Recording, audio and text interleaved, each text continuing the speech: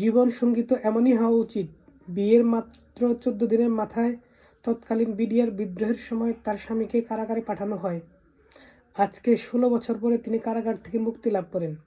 আজকালকার কিছু কিছু বিয়ে তো ১৬ দিনও টিকে না, আর উনি ১৬ বছর যাবৎ ওয়েট করতেছে। এই আপুকে স্যালুট। সম্পূর্ণ ভিডিওটা একটু দেখুন। মাত্র ৬ মাস হলো চাকরি, সে সুবাদে করেছেন বিয়ে, তাও মাত্র ১৪ দিনের সংসার আর ১৬ বছরের কারাবাস। এ যেন জীবনের নিষ্ঠুরতম পরিহাস। জীবনের যুদ্ধে তারা দুজনেই যেন গাজী। একজন পিলখানায় বিডিআর বিদ্রোহের ঘটনায় ১৬টি বছর যুদ্ধ করেছেন অন্ধকার কারাগারে, আর অন্যজন মাত্র ১৪ দিনের সংসারকে পুঁজি করে কাটিয়ে দিয়েছেন জীবনের দীর্ঘতম ১৬টি বছর। সম্প্রতি কারাগার থেকে মুক্তি পেয়ে ঘরে ফিরেছেন ঠাকুরগাঁও সদর উপজেলার আউলিয়াপুরের বিডিআর সদস্য মোতাহার হোসেন মানিক। বাড়ি ফেরার পর তার কান্না যেন থামছিলই না।